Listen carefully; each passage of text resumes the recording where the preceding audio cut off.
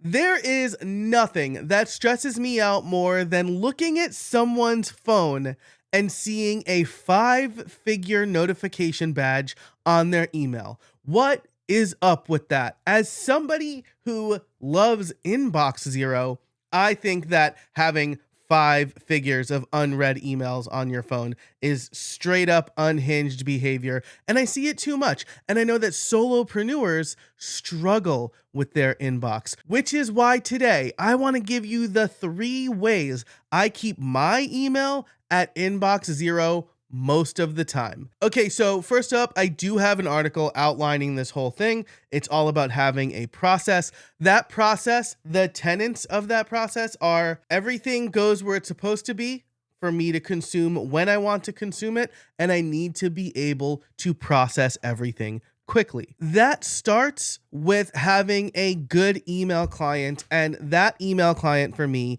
is Mimestream. Mimestream is a Mac only, desktop only Mac, but the thing I like about it is it allows me to separate my personal and work emails into like separate groups. So I only see the email I want to see when I want to see it. Now, for personal, it is my business and then my personal email. Work is the contract work I do. And I only do that contract work certain days each week. So I don't want to see those emails in my inbox when I'm not working on those, because then it's going to have me switch context or start thinking about a thing that I shouldn't be thinking about. So Mimestream is absolutely, at this moment, my favorite app for using email. Now, I used to use Spark because of the integrations and the fast processing, right? It had integrations with like my notes app and my task manager and a whole bunch of other things. But it feels like they've lost the thread in the last few years, and they've started adding a bunch of AI features that I really feel makes the software more bloated than it needs to be. So right now on my phone, I'm actually just using the Mail app, and that's completely fine and manageable because of all of the processing I do on my inbox. There is a filter in the Mail app to just see unread emails, and it has focus mode support, so I can throw my phone into a focus mode and only see the emails from certain inboxes. The other really important thing to me is SaneBox. I've been using SaneBox for years. Full disclosure, they were a sponsor of my podcast and my newsletter several years back.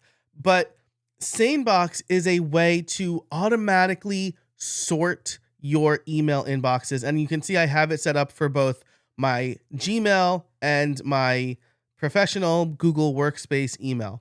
So you create folders, and SaneBox figures out what emails should go in what folders. If we take a look at my folders for, say, my Gmail address, you can see we have inbox, sane later. These are emails that I don't need to deal with right now, but I can check out later. So mostly non-urgent stuff. Now, Sane News here says newsletters and mailing lists. Actually, I have a different label for that I'll get to in a minute. So Sane News is mostly like stores or organizations I've subscribed to that send out regular updates or things like that. So it's not newsletters that I read regularly. It's just updates from organizations I am interested in. CC, Sane CC is emails I'm CC'd on. Sane Black Hole is emails that I never want to see again. And the reason I like Sane Black Hole over spam or the blocked feature in certain email apps is Sane Black Hole is smarter. So it will kind of train itself based on what you have put in Sane Black Hole, and it will find lookalike emails. So you don't have to go through marking everything as spam as they come in. This has been really helpful for those really bad AI podcast guest pitches that I've been getting. Sane Money is anytime I spend money, receipts, sales, that sort of stuff goes into Sane Money. And then the rest are just folders that I've set up based on how I work. So you can see Sane Newsletters is here. So I have a special email. I'm going to talk about that in a minute. Everything goes into the Sane Newsletters folder so that when I'm ready to read, I can go there. But that's actually not where I am reading my newsletters. And that's the next step in this. So just to recap so far, I have my email inbox, my email app, which is Mimestream or the mail app on my iPhone. And that helps me only see the emails I really want to see when I want to see them.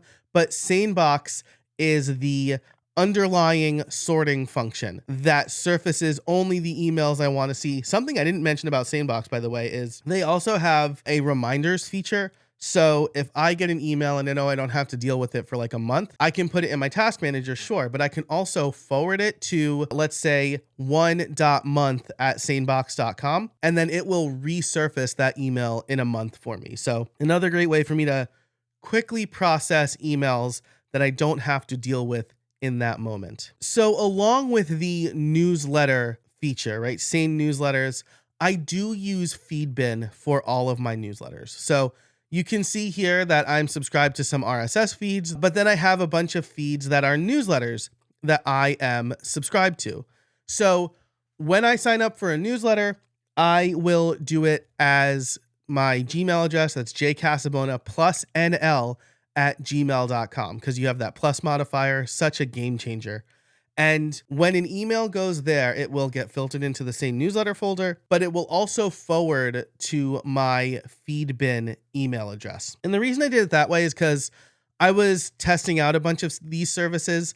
And when I changed from one, like say Feedbin to iKnowReader or iKnowReader to Readwise back to Feedbin, I'd have to change the email address in all of the places where I subscribed. So now I use jcasabona plus nl, and I don't have to change the email addresses anywhere, but I can change the forward, which I have in Gmail. So one place to change instead of a million places. But I send all of my newsletters here because this is how I prefer to read newsletters. I usually set some time aside in the morning or in the evening if the Yankees aren't playing, and I'll go through my newsletters and read them along with any articles that I've saved.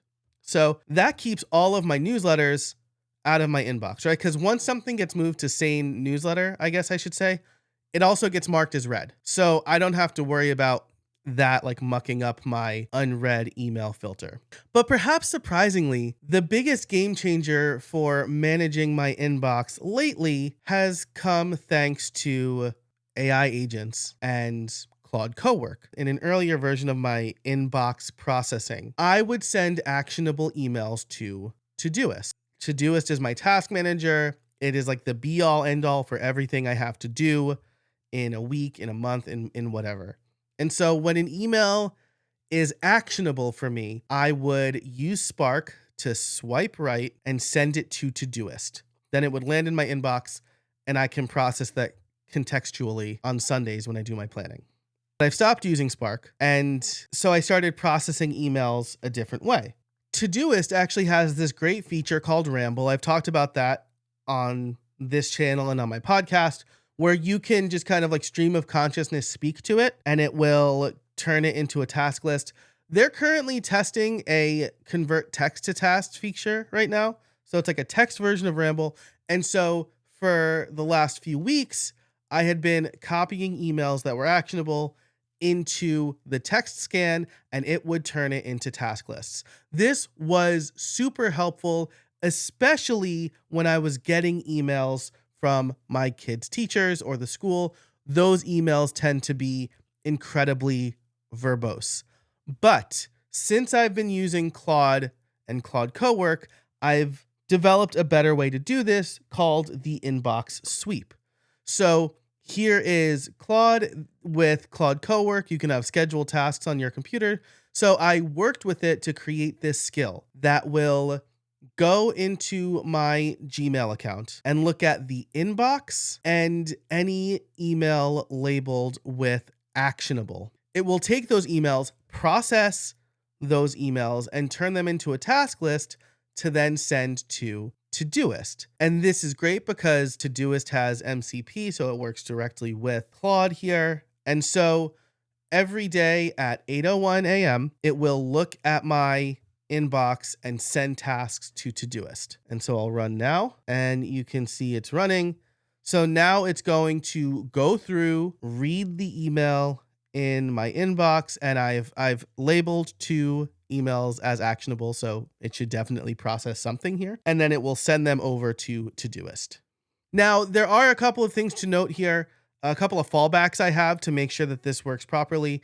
And that one is it will add a label called processed to my inbox when it has the proper permissions so that any email it processes will get that label. And I also have it only look at the emails that came in within a 48-hour period. This accounts for weekends because I don't have it do processing over the weekend. So the other thing I'll mention here is that Todoist's MCP is a little bit capricious. It has some bug where it disconnects every 24 hours or something like that. So like you have to re-authenticate almost daily. And so because of that, I have built in a fallback where if it can't connect to Todoist, it will add the tasks to a text file in my AI memory Obsidian vault. And then I can go here and review those tasks and move them into Todoist. So it's not a perfect system yet, but I'm confident that because it's doing this task processing for me, I at least can easily move things to and from Todoist. And I'm hoping that the Todoist MCP will fix itself in the near future because that is a fairly significant bug. So there you have it. 4 ways where I keep my inbox at inbox zero. Number 1, use a good email client. I love Mimestream, but everybody's going to be different. This was a long journey for me to find the right one, and I'm very glad that Mimestream exists. Number 2, I use SaneBox to automatically sort most of the email that hits my inbox in a very smart and trainable way. Number 3, newsletters go to a place where I read newsletters, not my inbox. So I'm using Feedbin, which means that any newsletter that comes to my email inbox is automatically marked as read and sent on to Feedbin. And number 4, the newest one, using an AI agent to go through a specific subset of my emails to grab the tasks from them and put them in my task manager. This is an incredible automation. I don't have to worry about it. I'm also not outsourcing critical thinking. It is doing the work for me. Now, if you want help building automations like this for parts of your business, inbox management, task management, guest booking, content workflow, client onboarding, whatever, leave a comment below with the one thing that you'd want help with first. Thanks so much for watching this video. If you enjoyed it, be sure to like and subscribe for more great automation tips like this. And until next time, I hope you find some space in your week.